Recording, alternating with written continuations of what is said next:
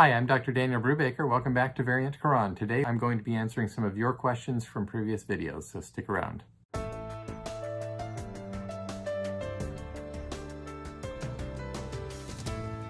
All right, so thank you very much. We're about 1 month, about a month and a half actually, into the starting of this channel. I'm very glad that you all are here. I'm so honored by the fact that so many people have been interested and subscribed. If you have not subscribed, please take a look below and do that so that you can get notifications. And also, if you're signed in, you need to hit the bell if you want to be notified. I've already been hearing from some people who are asking me why they're not getting notified every time I release a video. And if you're not getting notifications, it could be because you have not clicked your specific preference to get notifications. What I want to do today is actually not spend too much time. I'm not going to be going into any new material today. I am going to be answering some questions. So if you have asked questions, or if you're interested in seeing how I respond to some other people's questions, feel free to hang around and stick around until the end. I am going to be mentioning something that will be coming up in a couple of days.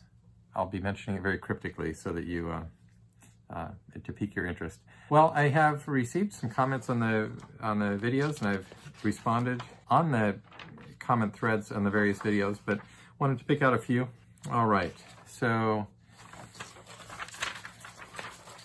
there we go. Inquisitive Mind says, do you have any more examples of early manuscripts where corrections are done and it still doesn't match the current Quran? And to that I answered on here, yes, there are many more examples to come. Muhammad Kutub says, missing words in Quran, what a great discovery. Did you discover that alone? You can attack Islam as you wish, but it's not good to lie. These differences in Quran is known since Prophet Muhammad time and is mentioned in Hadith books, means you did not discover anything. Now, a difference in Quran is called Qira'ah in Arabic, and it was given to Prophet by the angel, and so forth.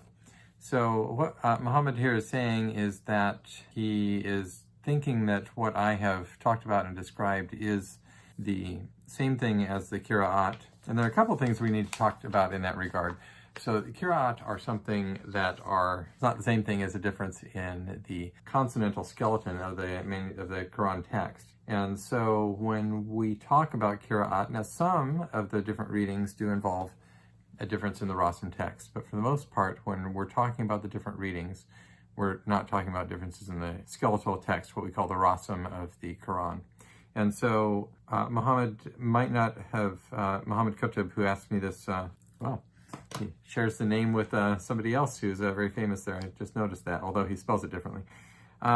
When we're talking about the sorts of things that I've shown you in corrections or variants so far, for the most part, these are not things that are reflected in the Qira'at. Number one, that's the case. It's something different from the Qira'at. The second thing that I want to say about that is that the Qira'at, the whole tradition about the Qira'at, the different readings, was something that came to be codified at a later time than most of these manuscripts were written. And so Shadi Nasr has written about this. I'm going to show you one of his books here in a second. I didn't think to get it. Just a moment. Here's one of Shadi Nasr's books. Let's see. He's coming out with another one. So he has discussed the whole matter of the codification, the formalization of the idea of the Qira'at, the different readings. And one of his conclusions, he makes a technical argument in there, but one of the main things that he notices is that there was a process by which the different reading variations were chosen to be the authoritative ones was number one, later. Number two, they were chosen out of a variety of different possible readings, and not necessarily, in fact, even by which ones were the most authoritative, but by which ones were most popular. And I'm very overgeneralizing his argument there, but that's one of the things that I noticed when I read his book a number of years ago. So when we talk about the readings, the Qira'at, as this commenter mentions, in respect to the manuscripts, we might be talking about something that's anachronistic. It's something out of its time. Now, the readings may have been something, and probably were something, that were in at least developmental form at the time that these manuscripts were written, but we don't take that for granted when we're doing history, that these necessarily trace all the way back to the early stages, let alone to the time of Muhammad. They may, and so we keep that as a possibility, but what I'm looking at with the variations in the Quran is not necessarily just the readings. Here's one from Aprilia Etha Putra, who says, hey, why you delete my commentars? Are you scared, brother? And I don't know what was being referred to here, but I haven't deleted, to my memory, any of your comments, Aprilia. Infinite Reach Ministries says, also, can you do a section on the Topkapi Palace Quran?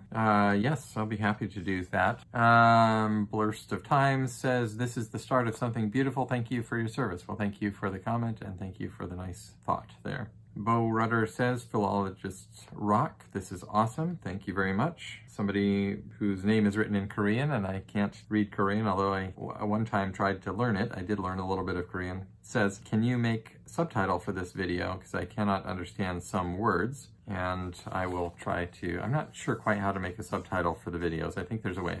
If you know how best to subtitle videos, if you have information or expertise in this that you want to share with me down below, please do so. Jamal Khan says, great video. Johnson John says, any Indian Christian like me here? And John Thomas says, yes, Malu here. And Johnson John says, from Karnataka, peace. And Yahweh Saves says, Carolite. Well, just wanted to say thank you for you all the way from India paying attention to this. And don't know if some of you know that I do have an Indian connection. I'm married to a family from Kerala, origins in Kerala, and I can actually read Malayalam for the most part. Not completely, but I've got some of my stuff here, my Malayalam dictionary, and a couple of kids' books that I first started learning with. So, all right, so glad to have you here on the channel, and thank you to all of our friends in India and everywhere around the world who are paying attention to this channel. Kashif M says, I'm looking forward to this channel. I'm hoping to get more information from you regarding Bhima and Bhimithli. It is interesting how Bhima is attributed from Ibn Abbas, and wondering if there's reason why they want to leave him out since he is cousin of Muhammad. It seems to be more about theology concern from Shahaba versus reader of Musaf. I think he means Sahaba. Yeah, would love to see if the Rasaman early manuscript had problem as well. Well, Kashif, you may know some people have written about this, and one of the manuscripts that I have shown does have a correction involving Bhima and Bhimithli, and I will talk about that more in the future. I don't know that it's necessarily a problem in the manuscript. In fact, it's one of those instances in which there's some attestation or discussion of it in the secondary literature, and so when we see something like that in the manuscripts, it's helpful to look at that and understand that it's probably, or at least possibly, related to what is being discussed in the secondary literature. That is a good thing, but the interesting thing in my research has been a lot of it has not been discussed in the secondary literature. Some of that is because it's a mistake, but some of it I think is probably not attributable to either of the reasons, so that's what's going to be interesting to look at as we go forward. BMW635CSI says, Dr. Brubaker, great video on this topic. Your research is starting to provide clarity on the authenticity of present-time Quranic texts. Do you plan to translate your book in other languages? And yes, I will let you know that I do have a translation in process into German, another one into French. I'm not sure when those will materialize. I think the German one will probably come out first, but I'm working on that. If you are interested in being involved or know somebody who you'd like to be involved with something like that, do let me know. MJ says, excellent video. I have been waiting a long time to hear about this topic from an academic expert rather than any religious apologetic. Thank you very much. I take that as a compliment because I'm not doing this as an apologetic. I'm doing this hopefully from an academic and fairly straightforward manner. I do understand and appreciate that people are using material for apologetic and polemic and discussions and all those kind of things, and I think that's just fine. But thank you for recognizing the tone that I'm taking in these videos.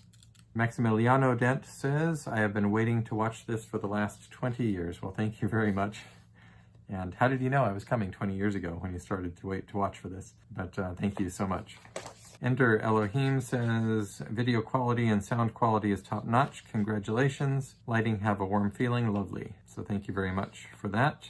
Good comment on the quality of the video. Nabil Yunus says, this channel should have at least 1 billion subscribers. Well, thank you very much. That would be very fun to have 1 billion subscribers. Simpleton90 says, nice try, doctor, but you failed in your first opportunistic attempt in finding fault with the criterion. Unlike other religious books, the Quran was mainly preserved by mass memorization.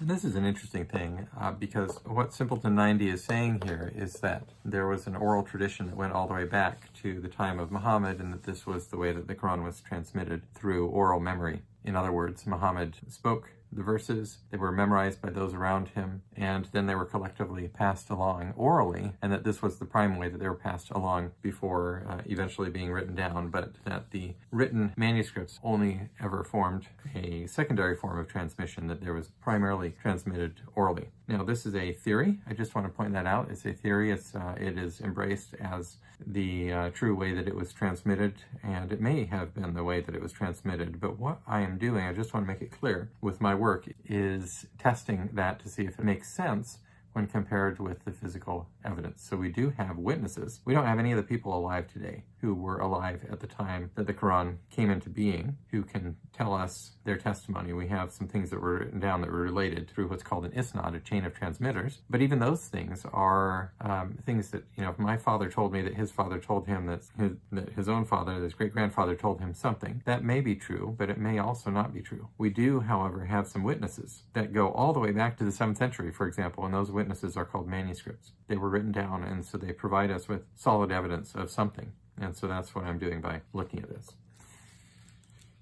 It could be the case, and by the way, the other thing I want to say about this is that I'm not looking to find fault with the criterion, and by the criterion he's referring to, he or she is referring to the Quran. I am attempting to do good history and to ask questions of it. Tatiana J. answers that comment in a much more concise way than I just did by the statement, the faintest ink is more powerful than the strongest memory. And I think that's a very good point, is that memories can change over time, and there's something to be said for oral memory and oral transmission, because there are oral cultures that can have remarkable preservation of things in their oral memory. But that is a truism, that the faintest ink is more powerful than the strongest memory. Bin Almad Al-Atiki says, debunked, and even much more on the way, and posts a link to some video there. So it's interesting to me that I've seen a number of people say something about debunking my work, I guess, or debunking the videos, and I don't know what there is to debunk, unless perhaps if I describe something in the manuscript that wasn't in the manuscript, or if the manuscript wasn't authentic or something like that. So if you would clarify to me what it is that you mean by being debunked, that would be interesting to me. Aside from that, I'm just pretty much describing what's in the manuscripts. All right, Nadim Rahman says that at 1753, in this particular video on which he's commenting, the insertion of the word Allah, he does not tell the reader or viewer that without the insertion the verse is ungrammatical as it would read, and that is the knower of the unseen. The knower of the unseen is an adjective and needs a noun to describe. Hence the need for the word Allah as the noun. Without doubt, this is an error on the part of the scribe. All right, well, that is fair enough, but the point here, and this was a comment on my first video in which there were the insertion of words down further on the page. The reason I did not mention the circumstances of the Allah insertion on that particular video is that it wasn't particularly relevant to what I was talking about in that video. It wasn't my focus to talk about those other two corrections. My focus and point was to note that the manuscript was corrected 2 times earlier, and then it was left variant in another spot. So yes, that's a good point, and some of these Allah insertions are not grammatical without, and other types of insertions are not grammatical without what has been written in, and that helps us to understand what's going on with that particular insertion, but that was not the correction that I was discussing in this video as a focal point. All right, and the same commenter makes a comment, an academic review and refutation of Dan's conclusions, and he links, I believe, to Haitham Sidki's review of my small popular level book. And because this review came out last November, and I didn't initially answer it because I didn't think it necessarily needed an answer. It's got a number of, well, it does have some good points in it, but it also has a number of problems in the review, and I didn't consider it needing necessarily a quick answer. But since a lot of people have been sharing it around, I have begun to do an answer, and I will be putting forth an answer to it soon. So be on the lookout for that. All right, so that's what I have here with these few questions to answer your questions, and I hope that you will continue watching. And in a couple more days, as I said at the beginning, I intend to make a small announcement. Please continue to spread the word about this channel, pass around links to these videos, and as always, your comments and suggestions are appreciated. Thanks so much. Talk to you soon.